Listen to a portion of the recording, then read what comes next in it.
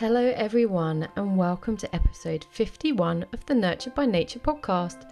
Today I'm delighted to be joined in conversation by Manda Scott, author of multiple books including the recently published Any Human Power and host of the Accidental Gods podcast. In this fascinating conversation, Manda and I discuss the incredibly important role creatives have at this time of emergence to help our society envision an alternative future, something we simply can't expect our current governments or systems of power to do for us. Manda has her own truly fascinating journey, and she beautifully weaves all of the threads of these diverse influences, from growing up in a raptor rescue, becoming a veterinarian, working in the computer games industry, even studying for a master's in economics alongside her deep involvement in shamanism.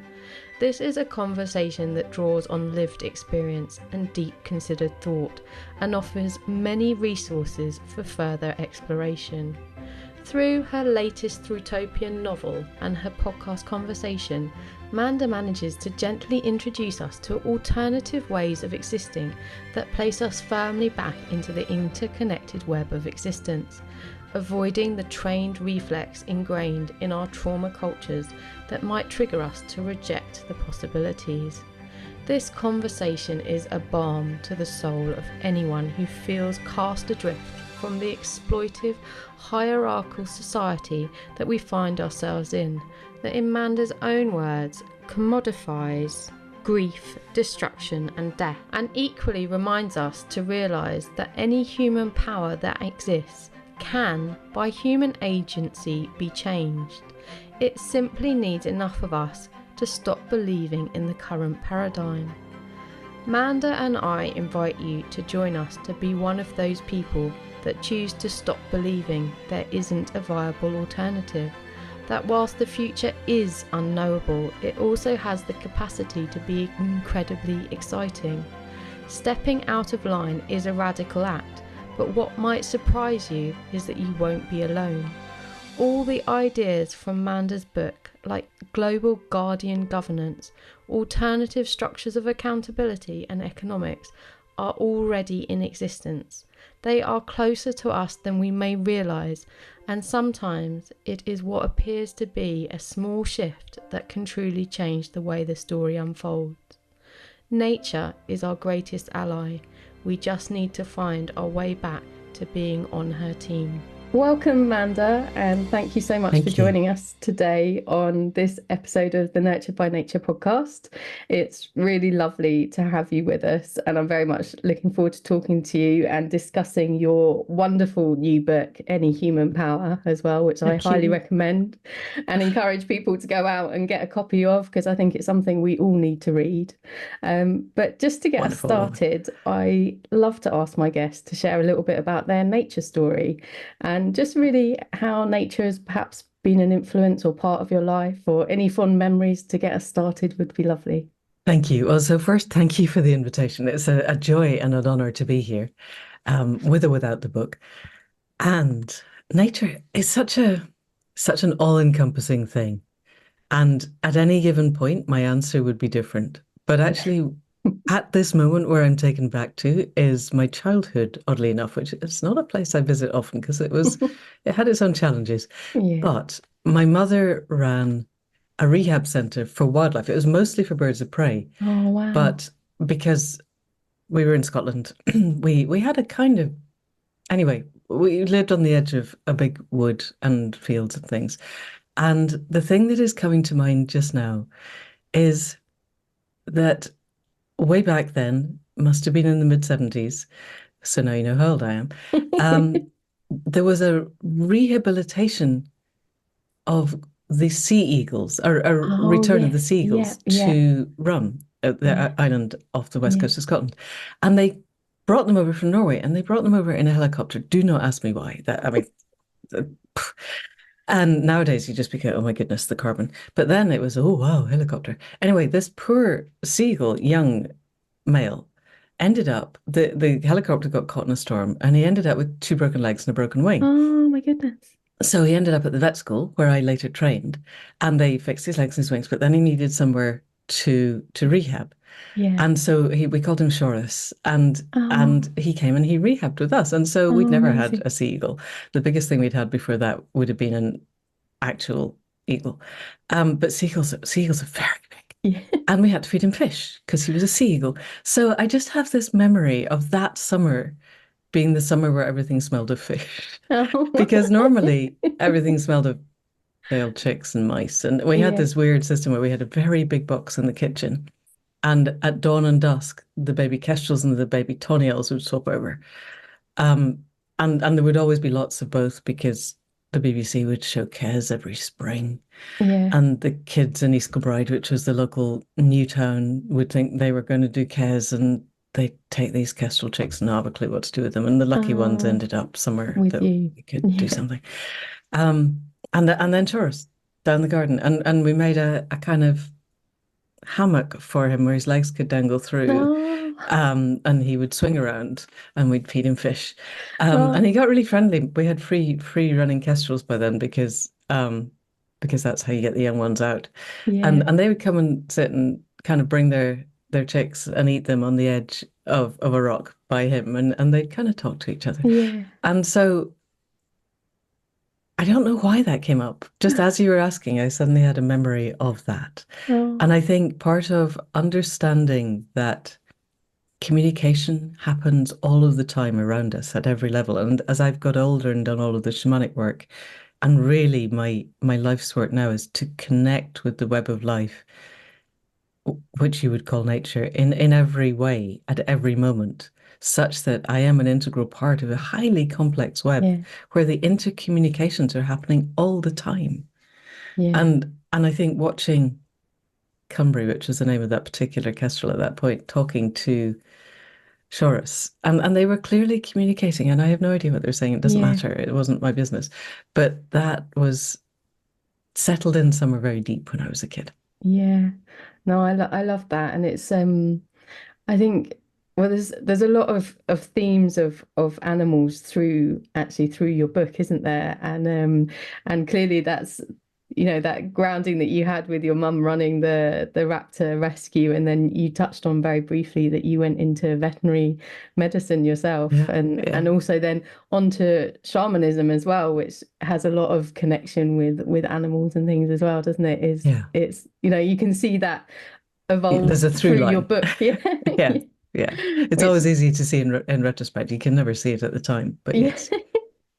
But I think it's lovely because it does place us in the world in your book. It's it's part it brings in this thread of an interconnection with the greater world, isn't it? The Mm, whole web of life, rather than, although it sort of follows the story of a human family, it and the impact on and society and the challenges we're grappling with. It's a lovely way of bringing in this, greater knowledge bank, really, I mm. suppose.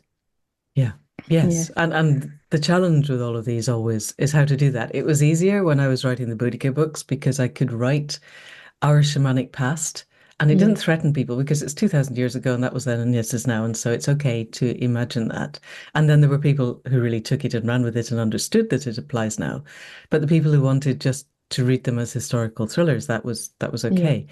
Bringing something into actually here and now and starting where we are and trying to move forward to what we're calling a Thrutopian future where we actually get through to a reality that we would be proud to leave to the generations that come after us was a lot more challenging of how to do that in a way that doesn't narrow down the potential readership. Yeah. Yeah, I think that's the challenge, isn't it? Is to it needs everyone, or at Mm. least a large enough A percentage tipping of point. people. Yeah, Yes. yeah, Yes. and trying to, you know, bring these ideas through in a way that is, I don't acceptable. It's not quite the right word, but just, is people can relate to. I think perhaps that's Yes. a better Yes. way of saying it. And doesn't Is trigger the parts of their mind that are trained to reject this. Because one of Yeah, the things that I discovered as I was doing the reading, so it isn't a spoiler to let people know that the main character dies at the end of the second chapter, yeah, within a few pages of the start of the book. and the rest is told from her perspective. So I did a lot of reading of near-death experiences and people's experience of waking up when they were three and their grandmother's at the foot of the bed and has come to say good night. And actually, she's come to say goodbye because they discover later that she died. And what seems to be universal is that there is a layer of our culture where that is completely unacceptable and everybody says it doesn't Yeah. happen and it can't happen and we don't believe it. And as soon as you scrape the surface and get people in a slightly more private setting, Yeah. 9/10 of humanity has an experience like this somewhere Yeah. in their life. I was going They to say either had they've it all got themselves their or they know story, haven't someone who they? did. Yeah. Yeah. And even Rupert Sheldrake, who writes kind of in a parallel area, the guy who wrote Dogs Who Know When Their Owners Are Coming Home, for instance, and did all the studies that actually proved this rather nicely. And he said he'd go to scientific um, conferences and they'd have him on as the kind of the joke presenter and they'd all be sitting there in the front row, arms crossed, body language, this is not happening, no, no, no, shaking their heads. And then he'd be at the dinner afterwards and two glasses of wine in, they'd be queued round the table in many layers waiting to tell him their stories of Yeah. exactly this. And we need to change that. But Yeah. you don't change it by smacking people over the head. You No. change it by inviting people to share something that it is allowed to sink in so that the boundaries of what's real become a little bit more flexible. I think that's the thing, isn't it? It's about finding this balance between creating a space that's safe, basically, for people to be able to explore these ideas. And I think that's where, I mean, you've got there's a lovely quote in your author's note, actually, at the back of the book, where you say, I think if I've written it down, now is the time when we who weave ideas into words, possibilities into stories, and ideas into future actions must urgently map routes from where we are towards a future we'd be proud to leave behind. And I think that really, to me, was just it related to what I believe as well, that creatives are kind of in this beautiful space to I mean, we naturally are very imaginative. We naturally sort of Yeah, push the it's our boundaries job. of what, is here and is happening. That's one of our superpowers. And actually, we have a way of sort of gently placing these ideas into the world in a way that people don't have to sort of butt up against so hard Yeah, that they have to reject them. They can just, and I think that's what's so beautiful. I've read a lot of non-fiction books which are quite heavy and right. although cover very important subjects, but actually to have fiction is just an even gentler way to place these ideas Yeah, into people's sort of minds and experience. And I think yes. that's what you've done incredibly well with your book. Thank you. Yeah, and that's the point, I think, because I really thought I'd stopped writing. I got to the end of Treachery 17 drafts. I rewrote part of it twice. And I'm done with this. I don't need to do this anymore. And I'd started the podcast. And, we could be doing this live. It Yeah. could be out in real time. And even if we record it and then edit it a bit, it's very fast turnover. Whereas I started writing Any Human Power on the 9th of August 2021, and it came out at the Wow. end of May 2024. That's nearly 3 years. Yeah. Yeah. And if it hadn't been for the shamanic experience that really the instruction was, okay, now you're writing this book, I wouldn't have done it because first of all, it's incredibly hard work, much harder work than writing historical stuff to imagine a future, a way Yeah. into a future. That's the point of Thrutopias is we start where we are and we show a route that is plausible and grounded and we could see us actually walking it. And we could see that it's leading towards something that we would, most of us, really be proud to leave Yeah. to the future generations. I want to look 7 generations down the line, do the shamanic journeys to there, look them in the eye and go, guys, did we do okay? And for them to go, yes, yes, you did. And you left it way too late. And you made a lot of really stupid mistakes on the way. But you did it. You did it. You got together. You found the Yeah. common values that you could all agree on. You stopped the ridiculous tribal infighting that's burning up so much bandwidth and spinning our wheels on utterly pointless stuff that nobody cares about by then. By, 7 generations down the line, who cares? Yeah. Nobody about all the tribal stuff that we're in at the moment. But we were able to let go of that, coalesce around a set of values that we all believe in, and then bring the astonishing creativity of humanity to bear on, okay, these are the values. What does the world look like when we bring those forward? And that, as a premise, is a really, I think, quite an exciting premise. But writing it is incredibly hard work. And if I hadn't done the podcast by the time I started, if I hadn't been doing the podcast for 2, 3 years by then, I wouldn't have had a clue. And I think, so this is, you said earlier, I just wanted to bring up that Amitav Ghosh said this a long time ago in The Great Derangement. There's a lovely quote where he says, I'm précising a bit here, but future generations looking back will blame politicians and bureaucrats for their failure to act in the Great Yeah, Derangement. And yes, that's absolutely right. They definitely should. But more, they will blame artists and writers for their yeah, failure to create imaginal futures because it's not the job of politicians and yeah. bureaucrats to imagine different ways of being. They wouldn't have, I would say, this isn't gauche, but they wouldn't be in their jobs if they were capable of imagining different ways of being, or they showed any inclination to Well, imagine I different think ways of being. that's one of the challenges, isn't it? And it's something that you do address through your story in your book is like many of us who care about the direction of our future and the natural world and also humanity, our care for each other as well, because the two are inextricably linked. Um, is this frustration with government inaction, isn't it? Yeah. And also, we live in a society, unfortunately, where we have been conditioned that like we are powerless as Yeah. individuals. We've got to sit back and the government's Yes. going to find the way, they're going to come up with the answers, and Which we is so manifestly yeah. untrue. It's observably never has been true. Yeah, and it is the challenge for us then as individuals to have these visions of what is possible. And I think there's Yeah. there's some amazing quotes throughout your book, and one of them is you reference the idea of trying to reimagine or I might get this wrong, reimagine the ocean whilst we're swimming in it, Yes. and Yes. and that's the challenge, isn't it? Is we're so, all of our experience, everything that we've experienced in life, all our, immediate ancestors, grandparents and things, the life that they've experienced is built around these structures of power and Yeah. and everything that we've got. So this idea of like, how can we do something differently? And I mean, I'm quite lucky that I do talk about this quite often through my podcast, a bit like yourself, and it does challenge you. It challenges you to question these. Another guest of mine called them orthodoxies, basically anything Yeah. that we just kind of over time have just accepted and we don't question and Yeah. we just adapt into our lives as that's the way it is and that's the way it will always be. And but my partner quite often says to me, well, what's the answer? And I'm like, I don't know. And that's another quote in your book is basically like, we can't expect to have the answer immediately, because if we had the answer, then the answer's coming It'd from the already be old there. paradigm that we're trying Yes. to move away from. So we have to Yes. get comfortable with this space of unknowing, really, I suppose, isn't Yes. it? And Yes. which is very uncomfortable for humanity Yes. who likes Yes. control.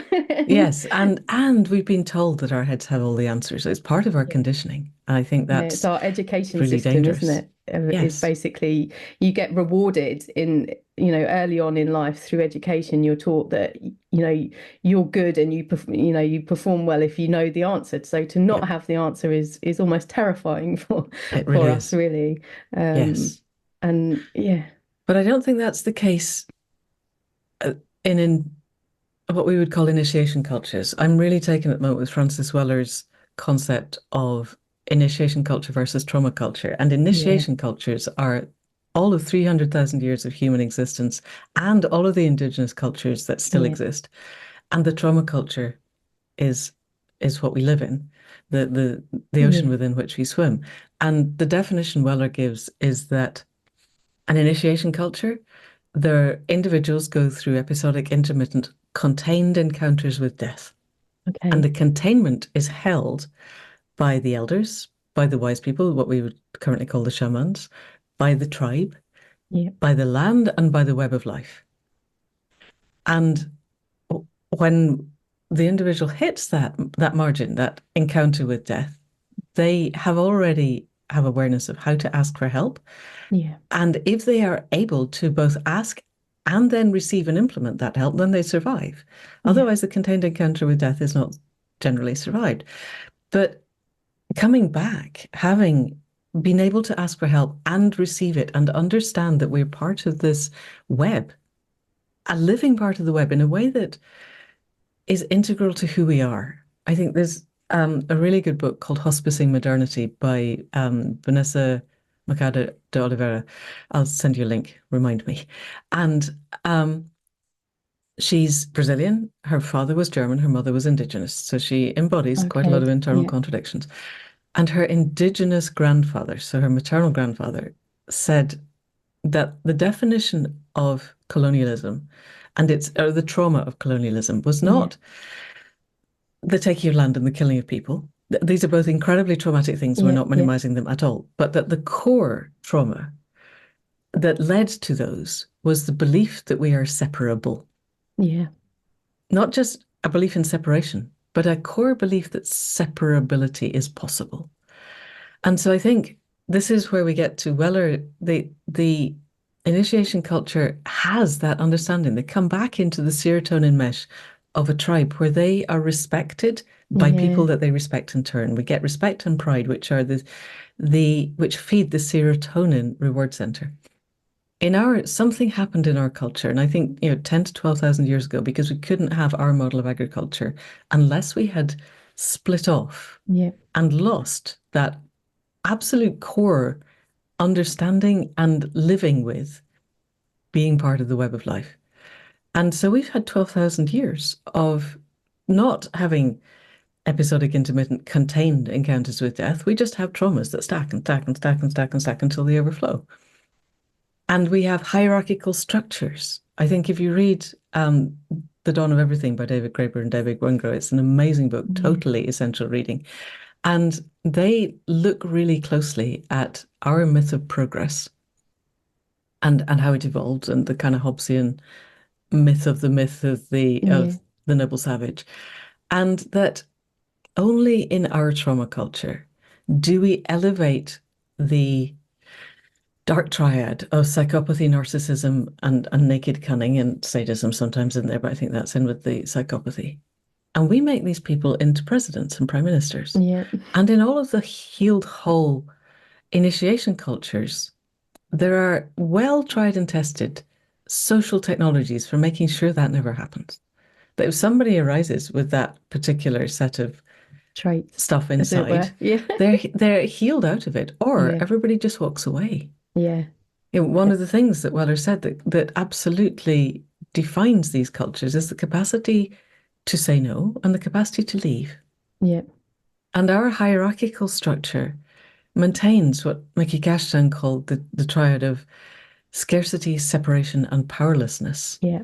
that defines how we think we are. Yeah. And so I think for me, certainly, the critical mass I'm looking for is a critical mass of people who inhabit our culture, because we're the culture that's doing the damage, who have a genuine capacity to understand that scarcity, separation, powerlessness are not it, that we have agency, connection, and sufficiency, and who Yeah. have the real in our marrow knowing that we are an integral part of the web of life, such that we can ask, what do you want me to do in any given moment, and respond to that. And then our head minds don't need to know what to do, they need to know how to do it. And our Yeah. head minds, that's what our head minds are actually designed for, is the figuring out of how to do stuff. I need to write the book. Okay, how do I actually do that? But what I'm writing needs to come from somewhere else. Yeah. And I think finding out how we can help people to get to a point where this isn't just a head mind understanding of, yes, we're an integral part of the web of life, but I'm still going to go on a cruise and Yeah. take a flight to, or be part of a culture that is manufacturing weapons that are blasting our CO2 off the scale, Yeah. and nobody's measuring it because it's not an integral part of how we measure our CO2. Yeah. I could live in a straw bale hut off the west edge of Wales, and if our culture is still sending missiles around the world, it doesn't matter. Yeah. I think there's so much there. I mean, one of the things you mentioned, is trauma. And actually that's something that I talk a lot about on my podcast. It's quite a theme that quite often comes up is basically helping people to move through that sort of trauma response, not become stuck in it. I mean, obviously there are Yes, times you when need the to. trauma response is So, useful and safe, and that's why we all have it. But actually just being aware of what's triggering it and why you're being triggered, and how you can move through it and yeah, safely process it. yes. And it is really important. And I think I did I did a course quite a long time ago with an artist who had a um, an ideology that she called trigger point theory, and she basically would map certain things and look for like odd connection points, really, something that was perhaps a scientist or something wouldn't actually pick up on. And as part of the work that I did with her, I was looking at a conservation area in Africa, and one of the things Wow. that jumped out to me there was this impact of trauma on the local people and the local communities. And that particular area had some pretty horrendous like civil wars, and a lot of violence, a lot of human conflict. And actually it was that was quite an interesting experience to be like, well, sort of in wildlife conservation, what would you normally be focusing on? And it was actually like, if you sort of took a step back and were thinking, well, what's really like the root? How can we Right, work with what's sort of underneath all of this? And it was like right. actually like this ingrained trauma that the people had experienced, and how to, help them heal. And then, they would then become more empowered to be able to work to heal and safeguard their environment and have pride over it, So and what did everything it else. take to help them heal? Well, I haven't got the answer to that, Okay. unfortunately, but I think that's the thing, isn't it? Is just being aware of like that we're not superficially looking at solutions that aren't Yeah. actually dealing with the real issues at the root. And I think that's what's really nice about the way you framed the storyline in your book, was that you came back to core values, and you were like, we don't necessarily know the actions to take, but we want to hold these. This is our set of core values, and we want to hold these up, and everything that we do, we measure against these Yeah. as to whether we take that step and we take that action. And I think you said right earlier on in our conversation that those core values are things that everyone can agree on, unless you are sort of perhaps a narcissist, or got those sort of traits that you don't care about humanity and other things. But like anyone who really is cares about anyone around them or anything can agree on those four principles that you raised in your book as the guiding light, really, of what we can Mm. take forward. Yeah. Thank you. Yes. And I think because I frame things very much in the complexity theory of emergence. Yeah. Is that something you talk about quite a lot on the podcast? No, not yet. So Okay. if you want to go into that a So bit more, it's it'd be the lovely. principle is that we are an integral part of a complex system, which is the web of life. Humanity itself, I think, a very interesting way of framing. We have 300,000 years of recognizably human evolution. We have 64 million years since the last mass extinction, and we are the descendants of the 3 to 5% of whatever life survived that. But Yeah. recognizably human, 300,000 years. And for a long time, our means of communication were verbal, or I Mm. would say also energetic. I think there's a lot of energetic Yeah. communication that we don't recognize with our heads, but still happens. And then at some point, relatively recently, we discovered that if you kind of make marks on a bit of stone or a bit of bark or something, you can, we discovered writing. And in Roman times, they would shave the head of a slave, tattoo a message on their skull, let the hair grow back, and send the slave to the person they wanted the message to get to. It's quite a slow means of Yeah. transmitting information. And then we discovered paper and printing, and you could send books across the Atlantic. But in recent times, we've gone from telegraph to radio to you and I talking to each other in real time with full video and audio. And we are now, the thing that we can share fastest around the world is our ideas, Yeah. information and ideas. And so we have a human hypercomplex system and we exist as part of the web of life, which is a given hypercomplex system. And Ilya Prigogine was a Nobel Prize-winning physicist, and he said when any system reaches maximal complexity, so you've done that kind of S-curve and you got up to maximal complexity, it has two paths. One, it can either crash into extinction or it emerges into a new system. And the point of the new system is that it's completely unpredictable from the perspective of the old system. You just don't know what it looks like. If you can predict it, it's not a new system. It's just a variant on the old system. Yeah. And so the kind of poster child for emergence is the caterpillar. Because if you and I came down from Alpha Centauri and somebody handed us a little furry caterpillar and said, what do you think that's going to be when it grows up? We would have no idea. Unless you knew a lot about Earth biology, as a little caterpillar gets to be a big caterpillar. And then we'd see it spins a cocoon and then it dissolves. It becomes DNA soup. There's nothing of the caterpillar left at all. And then little imaginal cells arise. And in the beginning, they are destroyed because they are seen as other. But then more arise and more arise, and they make little clump together in little imaginal islands. And then the islands clump together to make imaginal organs. And then the organs clump together, and it's a butterfly. And that's the butterfly has very little resemblance to the caterpillar. And emergence happens in a lot of places, and it can happen in systems. One of the other poster children for emergence is if you take a colony of ants and they have to cross a chasm, you can predict that the ants will form a bridge of their own bodies. What you can't predict is what it's going to look like and which ants will take place. In the same way, you can say a butterfly will emerge from a caterpillar now because we know these things. And so emergence into a new system is what we're aiming for. But we cannot predict because we'd like that better than extinction, really, I think. We can't predict what that will look like, but I think we can predict what happens at the emergent edge if we are going to get to a new system. And Indy Johar of Dark Matter Labs, who is a total genius and a completely amazing individual, calls this the edge of interbecoming.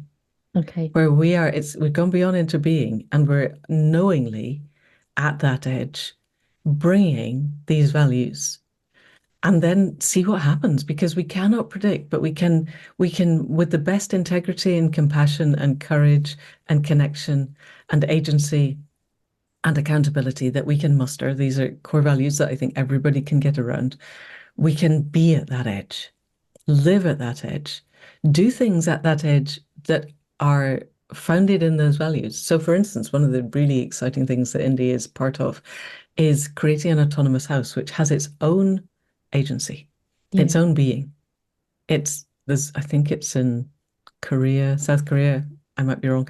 And they've taken over an old building that has historical value, and they've given it autonomy. And so the people who might want to live there or rent rooms are engaging as part of a community where the building is part of the community. It's not part of the predatory capital death cult anymore. Yeah. What happens when we do that? Yeah. What would happen if we did that at scale? We have no idea. Yeah. But we could find out. There's a company much closer to home in West Wales or Mid Wales that I mentioned in the book, River Simple.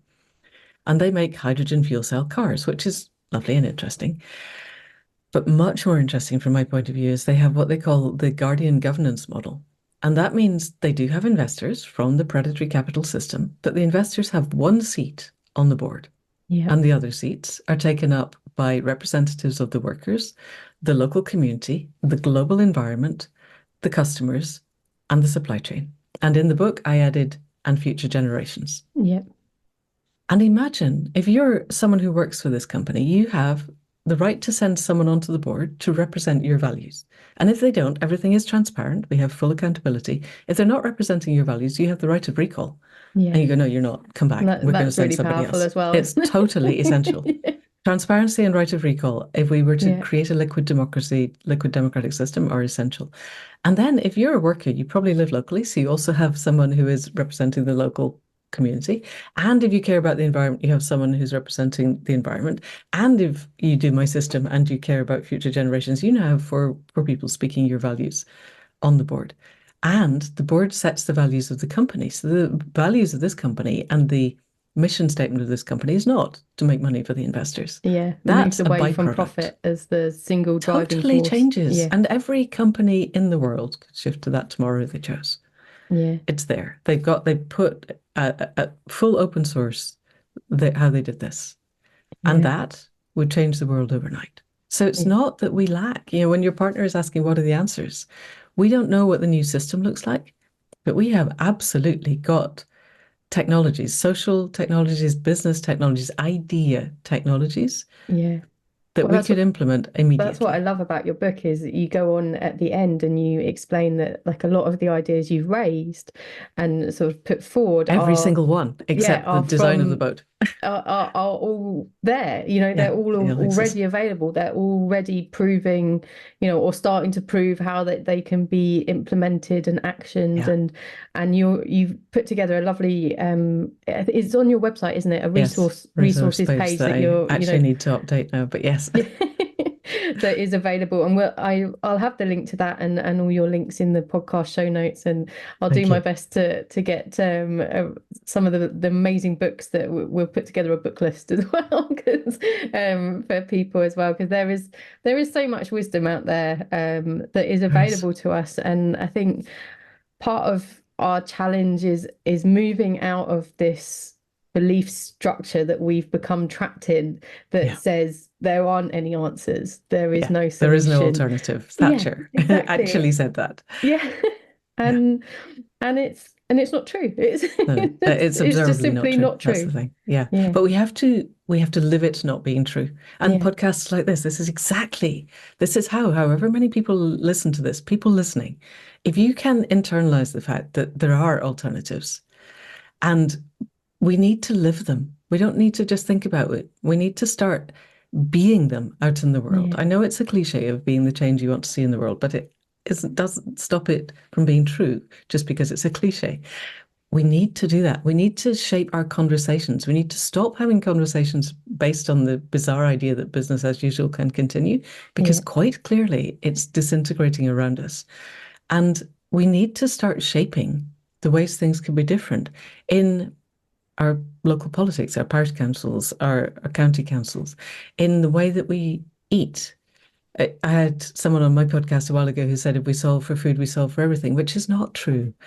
But if we have the value system that allows us to solve for food so that we stop industrial farming yeah, tomorrow yeah, and we eat locally, and basically you want to eat stuff that you could cycle to pick up if you possibly can, and if there isn't anything, start making it happen, yeah, then we could change the world overnight. We don't, the governments are not going to do it. The governments can't. The system is designed to perpetuate the system. That's the yeah, thing.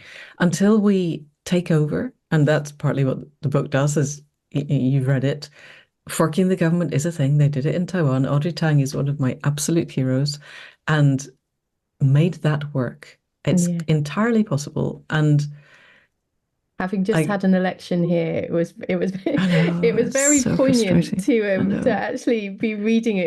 It sort of It it really almost makes me felt a little sadly. bit surreal to be Yes. reading it, that because the timescale of your book is written obviously because of the timescales of producing a book. It was framed in the summer of 2023, and Yeah. here we're sitting the summer of 2024, and it 24 was having an election. and I it was know. yeah, and it was like sort of living in this sort of parallel, which is again a thread in your book of like these parallel worlds that can Yeah. exist, and how one individual taking a different route or actioning something can actually change the complete trajectory, and it's small things as well. That's the other thing, isn't it? Is Mm. it's like it's not always like these feeling like this huge action that you've got to do, but actually like Yeah. these little The things can have, accumulation of small yeah, things. Yes. yeah, Because we all know if you've read any kind of science fiction that plays with timelines, we all know that you go back and you kind of, you step on the wrong slug 3,000 years ago and the whole world is different when you get here. So tiny, tiny things will ripple out and make a difference. But I think the thing people who are listening to your podcast, I think, will get is that the change inside matters as much as the behavioral change outside. yeah, The behavioral change comes from us finding that place of space and connection and living in our heart minds rather than our head minds. And that energetic ripple, I think, is as important as, taking over the local parish council and running it on a donut model, which Yeah. people are doing and is possible. It would be nice to do both, but Yeah. you don't get to the outer change unless you've done the inner change. Yeah, and I love that because another aspect of your background is you did it was a master's in regenerative Economics, economics, wasn't like it? Schumacher. Yeah. Yeah, which is again, it's like it's lovely to see how all of these threads of your lived experience have kind of woven Yes, into the book and the story, totally. and yeah. Yeah, totally. And I wouldn't have gone to Schumacher. Economics was not on my radar. I was a vet. And then I was writing historical novels, and economics just wasn't a thing. And then a series of shamanic events happened, and really, really, without any question, where I was being told to go was go to Schumacher and do this MA, which was deeply confusing, I have to say, but was also utterly life-changing. And as soon as I got there, I knew why I needed to be there. And yeah, and everything then, the podcast, Accidental Gods membership, the book, everything that I'm doing now, even the understanding of complexity arises from things that I learned while I was there. So yeah.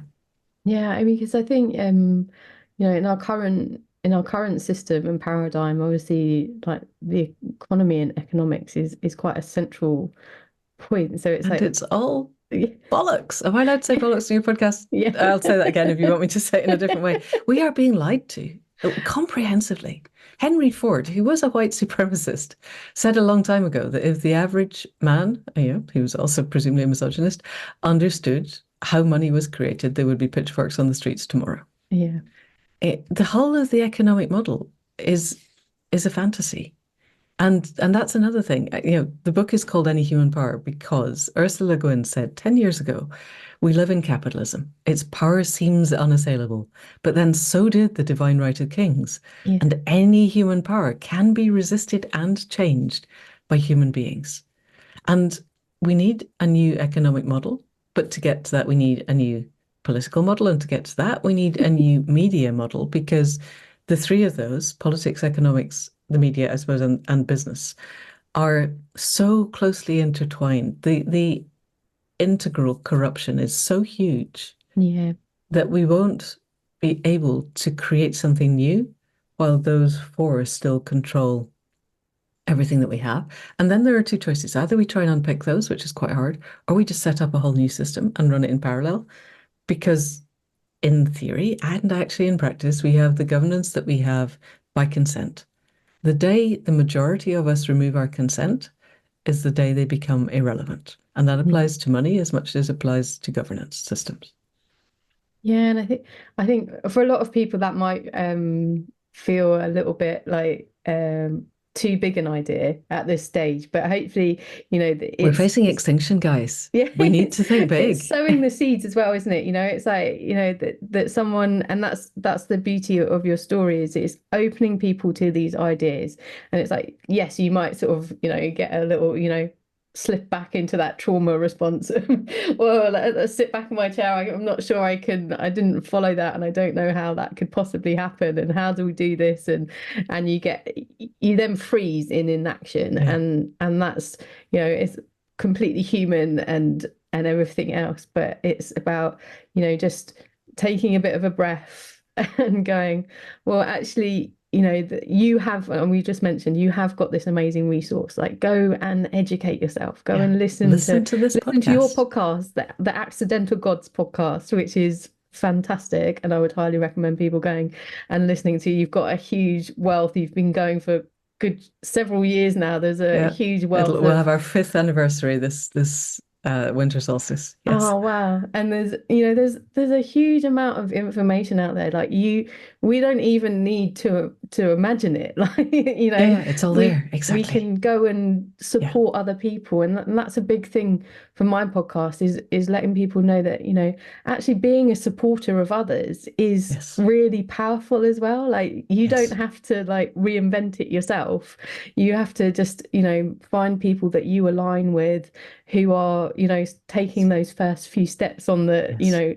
this new trajectory for Yeah. humanity, and go and be a cheerleader for them as Yes. well, because Create that's those, yeah, connections, and the communities of place, purpose, and passion are so important.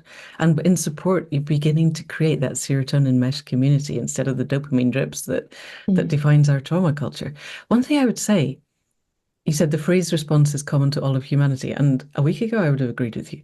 I am reading Tyson Yunkaporta's new book. So he wrote Sand Talk. He's Oh obviously yeah, yeah, he's first Indigenous, First Peoples Australian, and now his new one is called Right Story, Wrong Story. And Right Story is the Indigenous story, and Wrong Story is our culture story from his framing. And there's a really interesting thread through it. Quite near the beginning, he tells a right story. He tells the story of the making of a dugout canoe. And at one part, the adults are busy making the canoe, and the kids are playing in the north bank of the river, um, leaping in and out of the water because it's safe today and it won't be tomorrow. And he just leaves that there. yeah. Oh, that's interesting. And later on, many pages on, he says, we who live in Right Story, we don't have the fight and flight response that you guys have because we know where the predators are always. Okay. And that really changed something in me. And it made a lot more sense of something that Vanessa says in Hospiting Modernity, because she wanted to marry a Spanish man or a man of Spanish origin. Yeah. And her indigenous family, the indigenous side of her family said, no, no, you can't do that. He won't know how to laugh properly. He won't know how to laugh in the way that we do. And he'll get bitten by a snake because he won't know where they are. And at the time, I didn't really understand that until I read Tyson. Thought, when you are an integral part of the web of life, you know where the predators are always. And the web knows where you are. And it reminds me, I could have said when you asked about nature many years ago, I when I was still being a vet, I was really, really, really tired. I'd had 2 days without sleep. And I went down to visit friends in Surrey, the people who I really were my kind of energetic parents. I Yeah. loved them beyond anything else. And she had a couple of working cocker spaniels who just had litters, and the pups are old enough now. Both bitches could come away, and I had two lurchers, so that's four dogs. And I think I borrowed another couple, and I took them all off onto the local wildland. And I was in a state where my head mind had basically fused and gone. And for about an hour, I was an integral part of that pack. And I knew exactly where every dog was, and I knew where all the rabbits were. And everybody knew where everybody else was. And I understood at last the thing. Dog training is one of my things. Now we're into trauma-informed dog care and concept training. And back then I was more into positive reinforcement. But I had a lurcher, I would spend hours simply trying to get her to walk within a reasonable distance of me and not be, a mile away. And and then I'd go off with a friend, and she was a pest controller and she had a hunting pack, and all the dogs would just organize themselves. She had ridiculous numbers of dogs and Yeah. uncounted numbers of terriers, and they would just organize. And I'd be like, I spend however long trying to train Inca to do this, and she just slots in and does the thing. How does that happen? And then that moment, I was part of that, and it was happening. So what I take from that is it's possible Yeah. in our culture for this to happen, and it is a thing. And what would it feel like? And I think the really important thing, because yes, you're right, I can present here, look, we just need a totally new governance system. Audrey Tang is creating this new governance system. Liquid democracy as a social technology. What does it look like? What does it feel like? And that can really frighten our head minds. But another way into this is, what does it feel like if I wake up in the morning in a place where fight and flight, freeze are not a thing? What does it feel like? What would I like to feel like if I were to wake up and I felt really whole? And for me, that would be waking up feeling really confident and safe and connected in a world that I believe everyone came with good faith and integrity and courage and compassion, where we had agency and accountability, where I am being the best that I can be, that only I can be, knowing what that is, surrounded by people who are doing likewise. And I can totally respect the people around me for being the best that they are being, knowing that I have their respect. That's a serotonin culture. Yeah. Serotonin being one of the reward networks of our brain. What would that feel like? How would I feel in that? And then how do I get there? Yeah. And Yeah. and that's a much easier. And how do I be that now? Because it's not something that needs to happen 10, 20, 30 years from now. It needs to happen now. How do I live in the world where that is the way that I am being?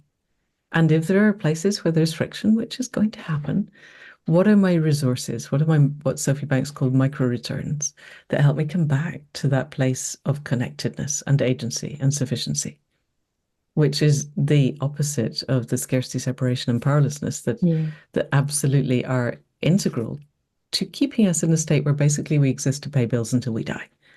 Yeah. And that's not what we were And they born keep us for. under control, don't they, as well? Yeah, they That's just keep us scared. Rob yeah. Hopkins says predatory capitalism is a disimagination machine. Yeah. Because if you're in fight and flight or freeze, if you're in any of the sympathetic or ventral vagal overload, creativity is almost impossible because you're focused on survival. To get to the creative space, you have to be in dorsal ventral space. And how do I do that? In every moment of every day, what does it take? What brings me closer to that? What gives me that sense of gratitude and compassion and joyful curiosity that are the hallmarks of a really vibrant heart mind? How can I be that? And how can I help the people around me be that? And that's how we get to the critical mass that takes us to the tipping point where everything changes, I think. Yeah. No, I love that. And I think it's a really powerful thing for people to sit with and just, that beginning to play is, that's a big place to begin to play with the imagination of, a different lived experience, which is Yes. is what we're wanting to create. We're wanting to create this place of a different lived experience. And, just by playing with that simple idea of like, well, that doesn't, that's not actually the experience for everyone. Mm, If we step outside of our culture and our norms, it's like right. there is already people in the world that have a different experience, and why can't we have that too? And Yes. that's really, How would we get to that too? yeah, I think is a because why can't turns us into victims. How do we do that? Turns us into explorers. yeah, And I think being an explorer in the amazing world that we have just now is, we are the generation in the transition. We are it. And yeah. what do we do with that? But I think abandoning the ideas that we grew up with. I don't know how old you are, but let's assume we I'm in grew. my early 40s, so There we I'm a go. little bit behind you, but not too far. But we grew up in the last millennium, and we Yeah, grew up thinking that the world that was shown to us on television was the world that would continue. It had a trajectory, and progress was its trajectory, and our culture was a good culture, and it had rules and laws. And letting go of that, our culture is what it is. It doesn't, we don't have to label it good or bad, but its rules and laws are outdated and outmoded and no longer fit for purpose. yeah, and they're not How do we providing change us it? with this future that we would be proud to That leave future behind. is Yeah. no, exactly.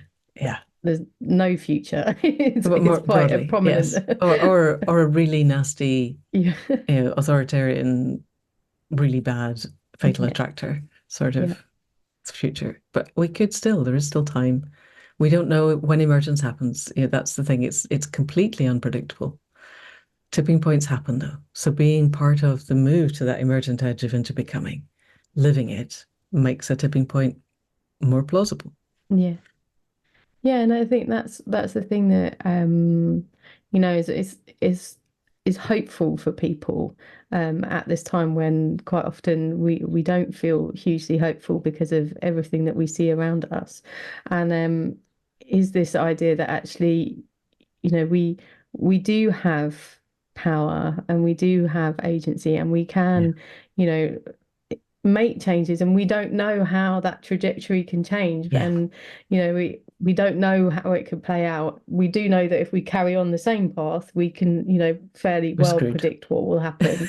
But Yes. if we Yes. start to fork off of it, then it could be amazing. There could be technologies and ideas out there that are just on the other side of the veil, as it were, that are within touching distance, although no one's quite touched it yet, that do help us reverse some of the things that have happened, or at least stop them, if not reverse them, like much more quickly Yeah. than we envisioned. I mean, there was I had a lovely guest a little while ago, Osprey, Oh, who Australia Lake. yes, Yes. Yes. from the Wecan, and she talked about an Yeah. amazing project in the DRC, in Tombe Forest, and the ladies there have been planting native trees to assist the rainforest and reverse some of the deforestation.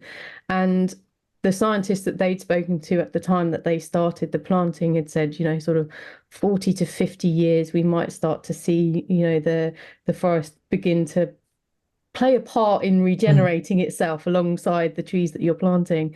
And in fact, they've seen that within the first decade. I think it's just over 9 years. They're already seeing actually nature is doing things that they didn't expect to do in that time frame at all. Their time frame was 40 or 50 years, and nature's gone, hang on a minute, here you go, 10 years, and we're on your side already. So I think that I mean, it's things like that. I mean, hope is not blind hope. I often talk about active hope. It's not just sitting Joanna here Macy and hope. Not sitting here and being like, well, someone else is going to do it. Like, you've got to get up and play a part and be part of the solution. But actually, don't buy into everything that that you're told that there isn't a hope. There aren't ways to do things, and that's what I love about your book. And I hope everyone will read it, and it will just give people, those little sparks of inspiration of like what is possible, and that there are things that they can go out and do, whatever their interests are, because it will take all of us. It's not Exactly. whether you're probably listening to this, you're likely going to be a little bit more nature orientated, but even if your driving factor is caring for people in your community, like the human community, there's it needs all of us, really. And just to be even if your driving inspired. factor is making widgets, you could turn your company into a global guardian governance company tomorrow, and by the day after, you might not be making those widgets, you might be making something else, and that's okay. And I just, as a concept of tipping points, I interviewed Jenny Gretve, who is a designer and architect, and wrote a really interesting book. And she said that she was at I think, a conference of hedge funders, something similar, in Scandinavia. And 5 people throughout the day stood on the platform and said, we need to come from a place of love. And I was, Jenny, that wouldn't have happened 5 years ago. And she said, that wouldn't have happened last year. And so, they're still hedge funders. They're still really deeply integrated into the death cult of predatory capitalism, but they're speaking about love. And the day that tipping point moves, it's not a death cult anymore. And I think that's a really, things are changing faster than we know. And our media system, the legacy media system, is designed to keep us at a point where we are basically here to pay bills and then die. You and I are part of a media system that's here to show people there are other alternatives. And it must be getting through, because hedge funders were not saying that 5 years ago or even last year. No, it is. I mean, like you say, that to have people say that we need to come from a place of love. And I think sometimes like that's underestimated, the like huge power that is just in that simple action of, because when you're in that space, you have tolerance and empathy. You're open to these types of conversations. You're open to meeting people where they are. You're open to listening properly, and not coming with all your baggage. And then set some of that down, and that's what we need. We need these powerful places where people can come in safety and just come together and grow together and build together. And I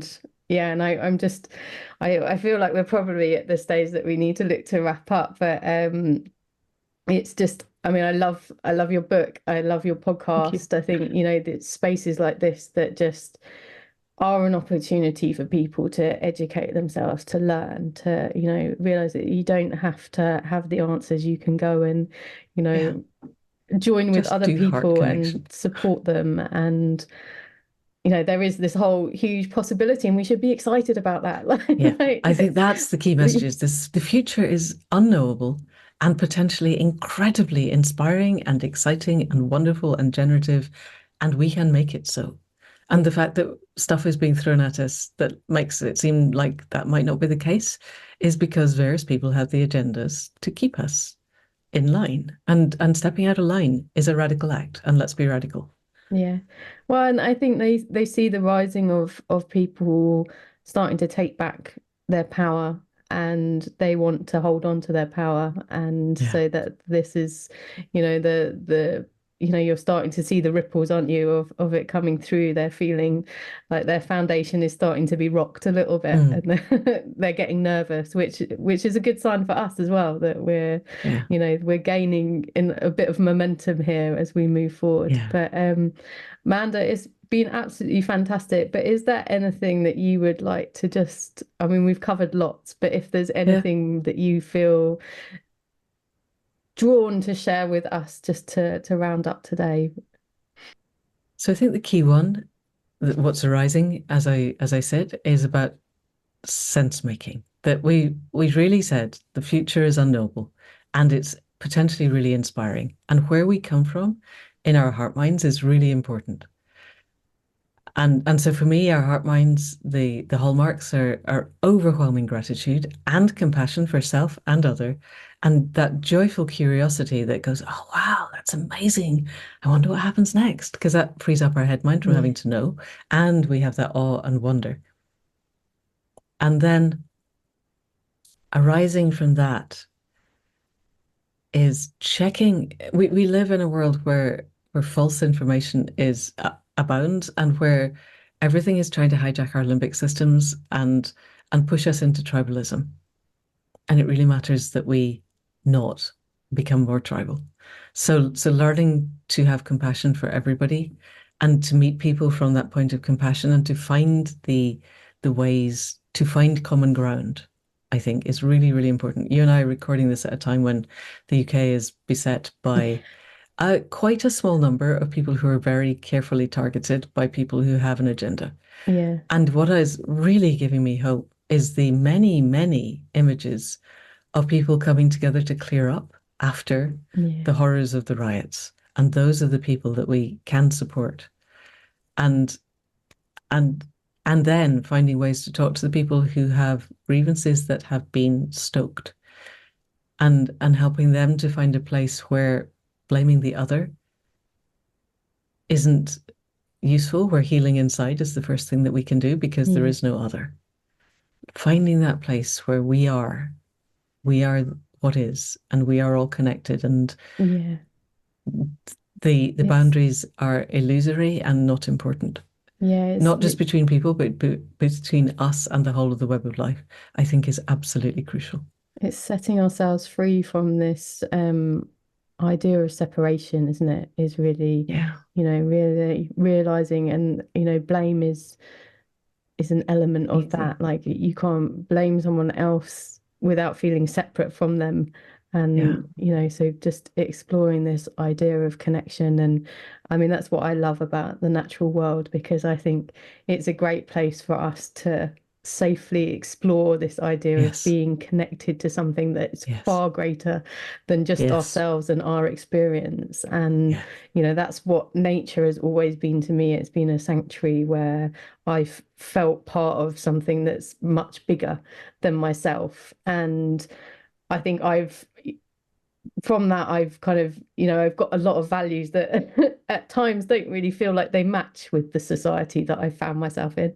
There we And go. Let's build the one that they do match with. That yeah, would be but good. and that's it, isn't it? It's it's sort of, I think a lot of people that are, you call it the emergent edge, have found themselves sort of, at this emergent edge, perhaps not necessarily leaders, but just a little bit more brave Just be in there. sort of sitting there for Yeah. longer than others. Of they often have these traits of just feeling that actually they were born in a place they don't quite fit, and Yes. they're the people that need to actually sort of go, well, how do we create the world that I feel that I fit in? Because actually that's our Yeah. signpost, that's our goal towards realizing that there is something different and we already feel it, and how we explore into that and share it with others to inspire them to join us. Yes. Yes. Oh. And we do it through podcasts, Yeah. amongst other things. So there we go. Yeah. Well, thank you so much, Manda. It's been an Thank absolute you. pleasure, and I hope everyone will go and grab a copy of your Any Human Power. I Thank you. believe that you're already working on possibly a sequel. Um, but Yes. I being actually stopped to write a short story, but yes, I am working on the sequel. Yes. Yeah. so But there it could take another 3 years, so don't hold your breath. But This one's there. But in the meantime, there's your podcast as well, so people Yeah. can stay connected. And I think you still do some of your courses and trainings as well? Yep. So Any Human Power, sorry, what am I saying? Any Human Power is the book. Accidental Gods has a membership behind it. The podcast has a membership which is designed to help people connect to the web of life. And this year, every year I have a new something. And this year it's all about really helping people to settle into heart mind, because I realized that I assumed that was happening, and actually people find it quite challenging. Yeah. So there's a whole new bit that's about heart mind. But ahead of that, there is a really structured set of visualizations and meditation. You just come along, you put in your earphones, you listen to this today and that tomorrow and that the next day, and do it at your own pace, and really get a visceral connection, so that we have that. It's not just a head mind, but an actual emotional connection to the web of life. And there's something called Dreaming Awake, which I am now handing over to my senior apprentice, because it's been 20 years. And so I'm teaching the more advanced courses, and Lumiere is teaching the foundation suite of courses. But that's one-to-one teaching in person mostly. There is an online version now because we really don't want people from Australia and the US flying to here to learn from us. So we're trying to do that at a distance. So that exists also. Oh, fantastic. So there's lots of ways. We'll have some links for people, lots of ways that they can delve into having, exploring your ideas and things more deeply. So that would be lovely. But thank you again so much for your time. I very much hope that I'll get an opportunity to bring you back and share even more with people. Whenever works. Thank you. Yeah, it's a delight to be here. Thank you. Really interesting conversation. Really good direction and depth. Really impressed. Thank you. Oh, my pleasure. Thank you so much for listening to the Nurtured by Nature podcast. I truly hope this conversation has brought some hope and inspiration into your life. I would love to have these messages ripple out across the world. So if you can, please share this episode with your friends, leave a review on your favourite podcast player, and make sure you subscribe so you don't miss the next episode.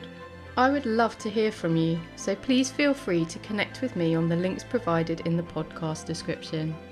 But most importantly, thank you so much for being a part of this journey with me.